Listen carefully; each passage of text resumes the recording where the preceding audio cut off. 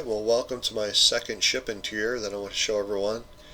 This ship is based on the Heron or Buzzard hull. So we're going to enter into the ship from the cockpit here. And here's a nice interior outside view showing all the computers, controls, navigation, everything that they're going to need to control the ship in space, to pilot it. And as you can see, it's pretty tight space. You've got captain and a first officer seat there and a flight engineer seat. So this is a frigate class ship, and because this is so small, you pretty much have to fit most of the pretty much all the controls and everything you're going to use to navigate and pilot this thing through space, all in one area. Compact, think of it kind of like this is a compact car, whereas when you start getting into some of the bigger battleships and battle cruisers, you can spread things out quite a bit. This could also be called the bridge, mainly where you're going to have the captain give his orders, and what we're used to with science fiction. Some of the other things that you're going to see in this small space for a frigate-sized ship: command center, damage control, operations for the ship, the comm center, communications, scanners, just all those sorts of things are all compact into one small bridge or cockpit. And then coming into this room, you're going to have a large hatch or doorway to load equipment that you may need, but that thing would probably stay closed for the most part during space travel. That blue screen there is supposed to mimic, because this is a scanning or probing ship, like a Heron, as well as the Buzzard. And so that screen could depict like space and where the probes are and show where things are. Going through this this doorway right here, this is like the officers' quarters. So you're going to have like the captain's space, another perhaps his XO, another officer. And then maybe a bed for if you have any visitors along. And so there's a captain's bunk. He's got a little desk, computer screens to alert him of anything important going on in the ship. And you can see I've also tried to put in ventilation and fans and all that stuff. Storage space, things that you're going to see on a ship. There's the head, there's a shower, sink, toilet to the right there. So very compact in this little frigate. Just the little head alone is going to be very small. And he's going to use a desk and to do whatever communication or writing logs that he needs to do as a captain. And so yeah, that's the captain's space, and that's the main area for probing. So right in this room, speaking of probes, there they all are. All on the first deck. There's a large secure hatch that'll be sealed tight during most of space travel. So all those probes are going to be ready to launch. And then you can see the launch bay door right there. There's computer controls. If somebody needs to control whatever computerization that probes would need. A lot of this is just all made up. So you got a bunch of wires on top there. You've got the probes on rails there to launch them out quickly. This large doorway here, well, that's a ladder well and a hatch, secure hatch. And then here's the large bay door that goes into kind of a central area, or I guess you could call it a prep room, prep space, because then the next hatch is into space. So you could also use this not just for probes, but for loading somebody on, and you open up the one hatch, you get them on, close that hatch to outer space, and they can get unsuited out of their space suit, and then you open the other hatch into the ship, and so there's no loss of oxygen, stuff like that. Just one way of looking at it. And you can see a couple of escape pods, the computer that controls the doors there. So multiple purposes, for bringing people on, letting people go out into space on spacewalks to do repairs or something like that.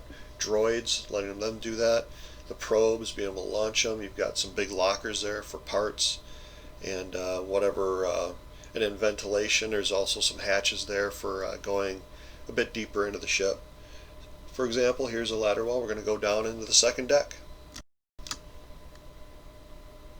So second deck here, this space is mainly for, like, here's an area where you get a couple of 4 escape pods, but this area is to mimic where the droids, bots would be, and because these spaceships are well advanced, you've got droids that do most of the work, while a crew of maybe 4 or 7 people, run the ship as well, and a bunch of lockers that are packed in tight into this room for parts.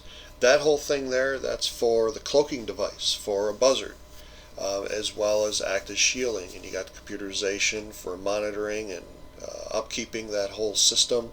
But just most of this deck is dedicated to the shielding and that cloaking system. So I try to depict that for this little frigate because it's a very special ability for these ships to be able to cloak. Going down another ladder well to the third deck. So welcome to the third deck, which is mainly a crew space. So right in here you got some more ventilation, access hatches to whatever engineering you may need to do. You got some tables there for, that's like a small mess deck area right there. And just whatever a cook needs as far as a sink and some like a microwave or something like that. And you can see the bunk beds, some locker space right in here. So crew maybe 4 or 8, and then whatever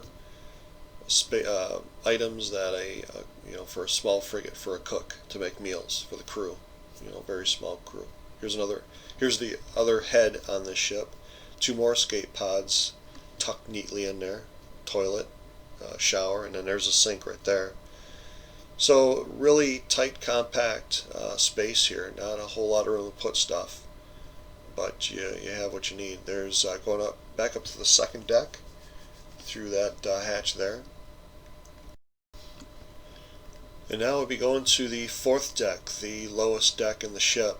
And mainly what you're going to see on this fourth deck is in a maintenance station right there with parts, some more ventilation, a little area for mechanics to do any work they need to do. Use droids well to help with that.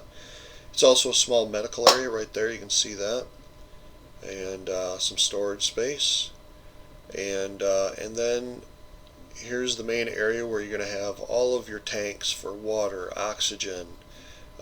There's your ozone scrubbers or your radiation scrubbers, and I'll get into that a little later. But yeah, all of this is where you're going to have the mechanics to keep the ship, with oxygen so the crew can survive. Food and water, the O2 level. These ships are going to recycle a lot of stuff, so let's go back up to the third deck here and through the hatch there. So we're back by the galley and then the crew spaces, and then we'll come back up through the ladder well. So I have 2 sets of ladder wells because if the ship takes damage or something happens, you have a way of getting to those other decks, so that's pretty important. I suppose the only other way would be to go through other access hatches, so that would be a problem. So, and then we're back with the first deck where all the probes are, and then going back into the main bridge area. So I hope you enjoyed this short tour. So this is a little bit of EVE Online and Starmade mixed together to give you a perception of what the interior of a ship in EVE Online might look like.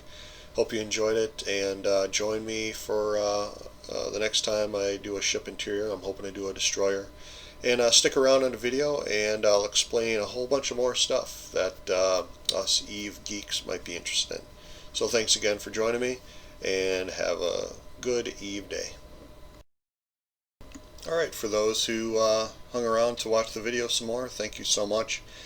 I definitely want to do a special shout out to Criss the Nightbringer, who is really my inspiration for doing these videos, because he's the first person I saw to do videos on EVE ships in Starmade, and watching him do some of his interiors really inspired me to do my own and kind of experiment and just kind of play with it a little bit. And so it's been a lot of fun. So thanks, Criss, for all your videos, and I hope you guys check out his site as well on YouTube, because he's got some great content there.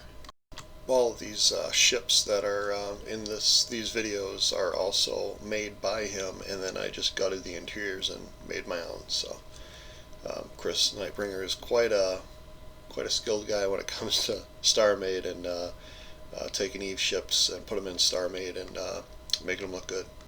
One of the first things you probably notice with the bridge area is that it's pretty wide. And what I did differently from Criss's Heron model is I expanded that bridge area 2 more blocks, and a block is about 3 1/3 feet. When I think of these frigates, I imagine their hulls to be pretty much tin cans. They're thin.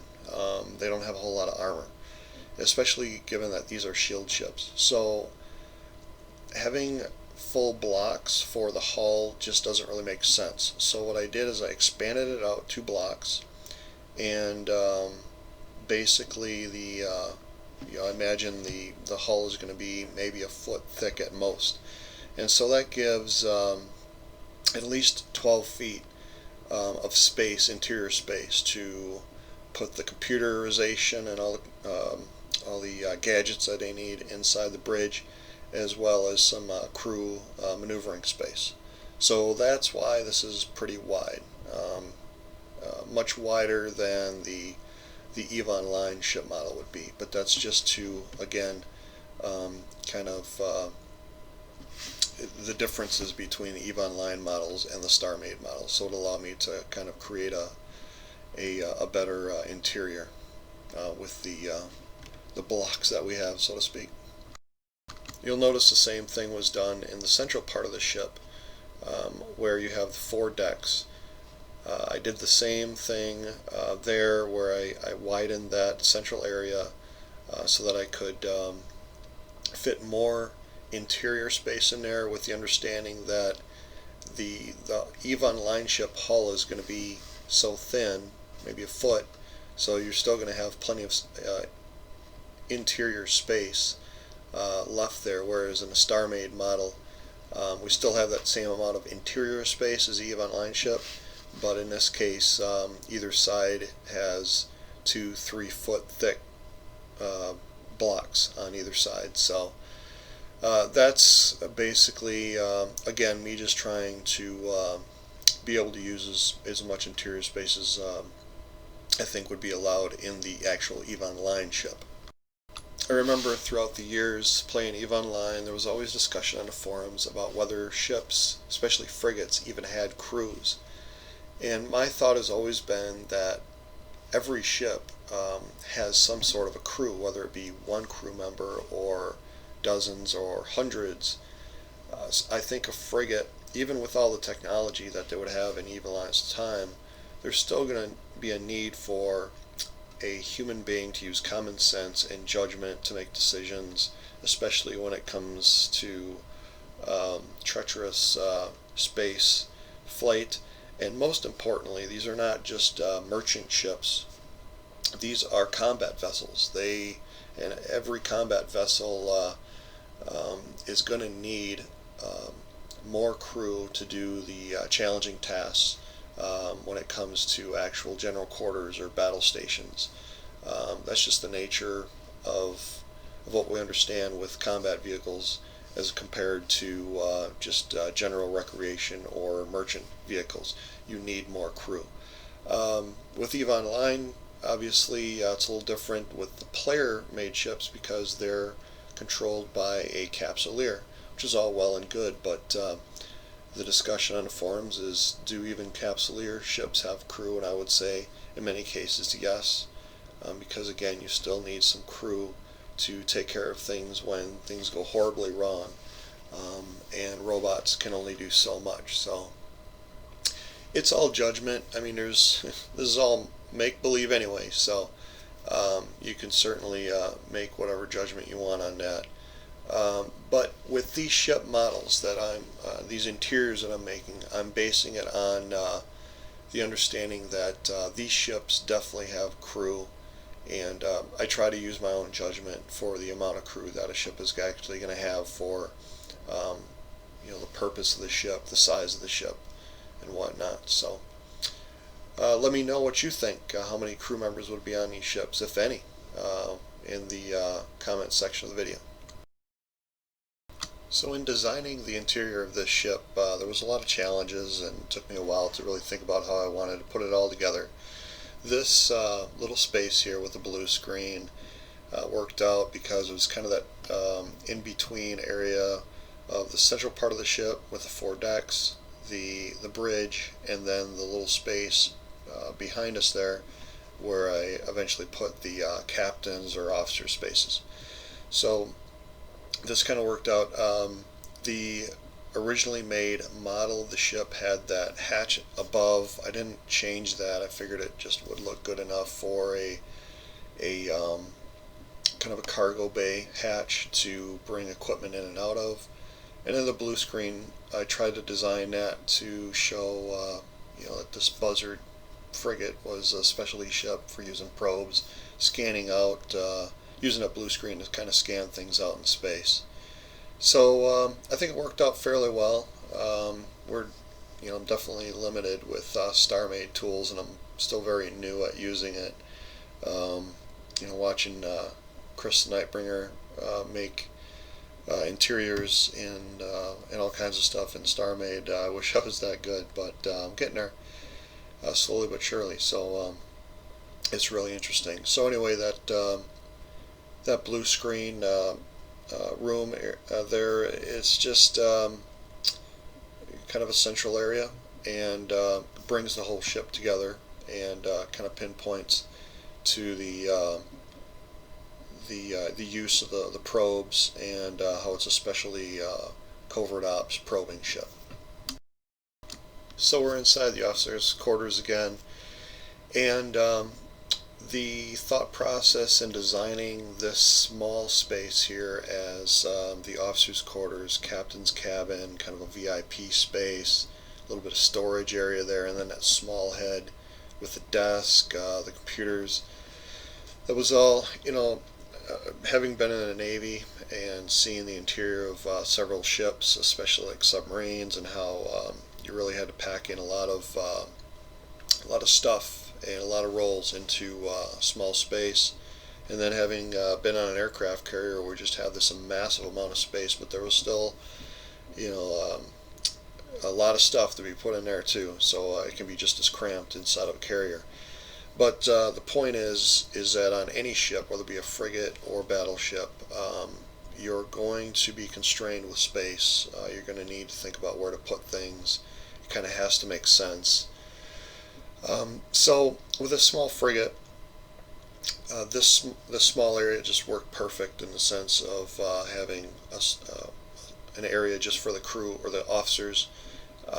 Some backup computers there, so like if the let's say the bridge took damage, and a lot of the computers for navigation communication went down, maybe this area could be a backup for some of that nav and communication. When you think about it, these guys are out in space.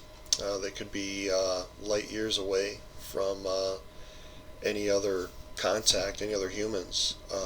So if things go terribly wrong, you want to have backups and ways to reach somebody, whether it be with a thruster or with a device to communicate with somebody. So, and then I thought this head was really cool because the bathroom, the head, because I really believe that on these ships, with the technology, they're going to have like a shower on there. It's not like a German World War II German submarine where they're not going to have ways for hygiene and stuff like that. So that's a little officer space there with the head and the bunks and storage space. So anyway, let's move into the next part of the ship here. Alright, so into the probing bay area here. I gotta admit there's some changes that I wish I could have made before I made this video, because this is the first, well, after the bridge, this was the second area that I developed as I was building this interior. And so I made it and it looked good at the time, but now that I look at it more, there's just different things I want to change, like the in that picture, the upper rail to the left, I like to lower that one block and then have like a rail that connects it with the other rail, as just a way to show that the probes can be moved along those rails more fluidly. With this, you know, it's all just blocks, and so there's other mechanics there that would maybe move the probes from one rail to another, but just for visual it would look better, I think, if that rail was further down. And then I like how we've got the all those wires on top, and I don't think I changed that, but I would like to change the front doors there. Like trying to find a way to make the second door out into outer space 2 blocks wide, because it's kind of weird having the 2 block wide first door there, and then the second one is just 1 block wide. So just some changes that I'd like to make so it all kind of made more sense. You know, it's fun making these interiors because you're just completely using your imagination, and it's really enjoyable to come up with this stuff. But then it seems like there's always something that I'd like to change, but that's the nature of the beast, really, and it's really what makes it fun. So after making my first video with that impairor, I learned some things that I want to do. I put that into this ship here, and now that I've learned some more things, you know, when I do my third ship, whether it be a Punisher or a Cormorant, then I'll be able to implement those ideas into that interior as well. So yeah, this is pretty interesting space. Those lockers, I put those in last, and basically that's just to show that on these ships there's a lot of equipment, a lot of stuff that has to be on these ships, and I try to make it look more compact for that reason, just because they're not gonna have a whole lot of open space. They're gonna be utilizing as much space as they can on these little frigates, especially for like long haul trips or something like that. So they're gonna have like personal items, tools, weapons, parts, maybe O2 bottles, masks, firefighting equipment, damage control stuff, space suits. All that's going to be in those lockers on a different deck. So good stuff. This is that exterior door that I wish I'd made 2 wide instead of 1. So this is the second deck, and the front portion there ahead, where I had the droids and the robots and all the parts, and kind of a storage area for all the droids, and then you've got the escape pods there as well. That was one of the last things that I did, because I've got a list of just different things that would be on a ship. So I had that area was open, and I needed to figure out you know, what was left on my list, and I had not put anything for robots or droids that would be used on a ship. So that's what that space became, as well as those side lockers there, those cabinets. You know, that's going to have, just like I mentioned earlier, all those items are going to be in those lockers. So you probably have some spare parts or equipment for the robots, because they're, I would imagine in EVE's time, an essential part of a spaceship operation. So yeah, it was actually a fun floor to work on. So, and then here's the other end of this second deck. I made that whole area, that yellow area, really big to cover at least half the floor, because for the shielding and the cloaking device. That was kind of a tricky thing to think about, is how that cloaking device would look. So there's just an example of how that would look with the computerizations, the controls there for the secondary controls other than the bridge, of how they would control that shielding and cloaking device. Another thing I wanted to put on this deck is some sort of mechanics for gravity. A lot of things we forget about is that these ships are floating in space, and there's got to be some sort of gravity to allow them to walk on a deck instead of floating around on a deck. So there's got to be some sort of gravity mechanics on these ships, and unfortunately I didn't have enough space to put that on here like I wanted to, so I just figure it's behind the wall somewhere in the other mechanics of the ship. Alright, so we are in the crew quarters and galley area of the ship. This would be the third deck. So this is really an important deck for me, because when I work on this deck I really think about how many crew are aboard this, and in EVE's time, with the amount of technology that has advanced for EVE Online compared to what we have, I really think about what would life be like aboard these ships, and what kind of things they would have aboard a ship. Would they even have a galley? Would they just have instant meals like you see in Star Trek? Would they have more of a traditional type galley where you prepare food? I don't know. Who knows? But the more I think about it, yeah, I would imagine, human beings never change through time, from what I can tell anyway, as much of history I know. They appreciate food. That is one of the biggest things, a part of human life, is appreciation for food. So even in EVE's technology, I would think that they would have some sort of galley so that somebody could prepare food in kind of a more traditional sense. I can only imagine that if they're out in space in a spaceship for days or weeks or months at a time, they would be wanting some of the comforts of home, of planetside, and it all comes back to food and drink, and having that plenty, and being able to prepare it. So it's really good. People can only live or stand so long on instant meals, right? So just some thoughts, and I'm really interested in what other people think too. That's why I'm kind of doing this extended video, just to kind of give you my thoughts on how and why I designed the ship this way with these decks, and with the different items in it. And then also I'm really interested to hear what other people think, ideas that they may have, so that maybe I can incorporate that into the next ship interior that I do. So maybe that's something you'd be interested in if you haven't downloaded Starmade and you don't have the time to create a ship interior. Though I'm sure you'd have time, because it took me about 3 months to do this interior, I think. So I'm sure you could pull something off. But anyway, if there's something that you can think of that I'm missing in these interiors, please let me know, because I'd be really interested to hear it. Alright, so let's talk about the galley area.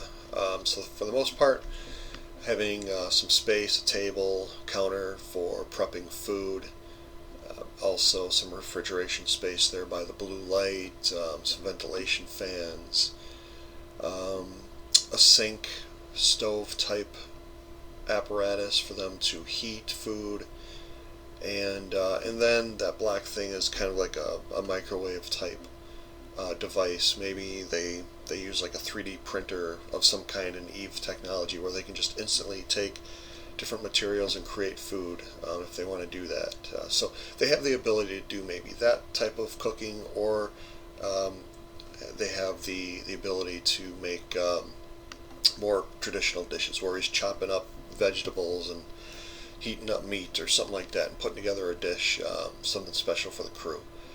So that's the whole idea of a galley. That's why I made sure I created one for the ship, and I think it is good for this small frigate. It's not going to be very large, and I think that this is enough just to depict what they might actually have. And so, yeah, let me know what you think. If there's anything else that they might have in the galley that's really small on a frigate. I'll be making a destroyer interior either next ship or the ship after that.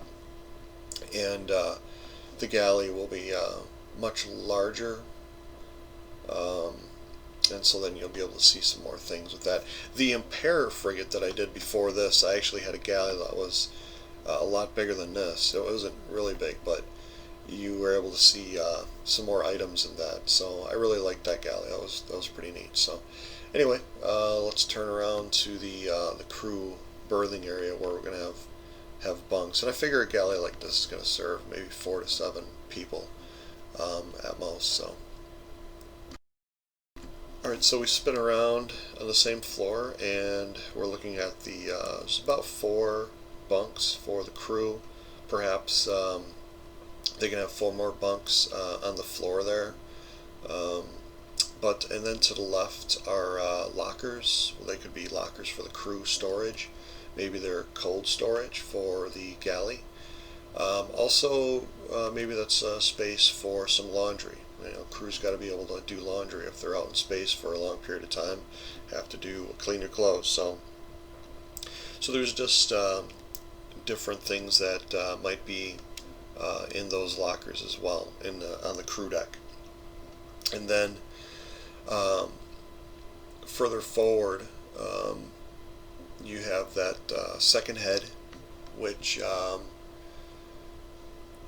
I kind of wish I would have designed a little different, but it is what it is. You know, it's got the shower and the stall, and then I put the sink in afterwards. What I wish I would have done, because I had already placed the ladder well, it would have been too hard to just go back and strip everything out that I've already done. So I had to kind of work that head in afterwards. I suppose I could have put another wall right where that guy is, put a wall there and extend it out, but yeah, that's the way it is. So, but again, let me know if you have any ideas of how you would have designed it. Let me know, because it really is kind of fun designing these things, and it's all, you're all making it up as you go, and you know, where you're putting stuff, kind of a little interior design, having fun with that. So anyway, I hope you like the crew space. So it's definitely something you're going to have aboard even a futuristic ship. So alright, so speaking of the head, here's the stall and then the shower with the 2 escape pods. So again, didn't I purposely made it very small just to kind of depict how tight space would be in these frigates. But yeah, there's different ways I could have designed it, but it's a little limited. So I'm thinking 2 heads would be enough on a frigate this size. Some people may think 1. Heck, there probably would be some people that say no heads, no bathrooms on a ship, on a spaceship that zips through space as fast as they do in EVE. But there's different ideas about how space travel works in EVE 2, from the game to reality, so we'll go into that later. Alright, down to the bowels of the ship. This is the 4th deck. And this is where you're going to have just your general maintenance and some of the storage tanks that we talked about earlier. So speaking of space travel, I guess my ideas about, so EVE Online, you know, you get to travel through gates, and you warp around a star system. So travel, for the purposes of gameplay, can be very quick. They do that on purpose so you can keep the player's attention, because if it took 2 months to travel from one system to another or around a system, nobody would play the game. So space travel in EVE Online is purposely made to be extremely fast so that players can enjoy different aspects of the game and get to places quickly. How would it be in reality, though? That's a good question. I would imagine space travel, even with stargates that zap you instantly to another star system, would take a long time. Just imagine how long it would take and how long the line would be possibly for all these ships to get into position, perfectly ready to go through the Stargate. I would think that would be a very delicate, careful task. It would take probably maybe 10 minutes to half an hour to an hour to really do correctly, even with all the technology. So, yeah, I would think in reality, as advanced as EVE is, space travel would still take a long time. And navies like the Amarr Navy, Galante Navy, when they deploy ships, I can't imagine they would deploy these ships for just days at a time. We're used to players in our capsuleer ships going around for just a few hours, blowing up ships, coming home or docking back up and logging off. But in reality, I would imagine it would take much longer, and especially the NPC ships. They would be out there for days, weeks, months at a time on deployments for their various navies. So there's all kinds of thoughts into that. So let me know what you think. So let's say this frigate is sent out on a deployment for 2 weeks to go out exploring. So the ship, if it's gone for 2 weeks from its home base, is going to need people to know what to do in maintaining the ship. I imagine that frigates like this would be kind of like submarines in the Navy, where everyone is trained to know what everything does on a submarine. So in the same sense, all the crew members on these frigates are going to know at least something about what everything does on the ship. So if somebody gets hurt, there's a explosion or something, and you lose half the crew, the other half is going to know how to maintain the ship and do all the things needed to get back home and take care of business. But you're going to have experts, so maybe there's going to be one or two mechanics and engineers that are going to know the ins and outs of all the ship. And so this is going to be kind of their space where they have parts and counter space to do work on. Maybe they need to repair something. Maybe they're going to get droids to help them with that repair, but they're going to need to manage that repair. So there you see the relationship between having humans and robots in these advanced ships.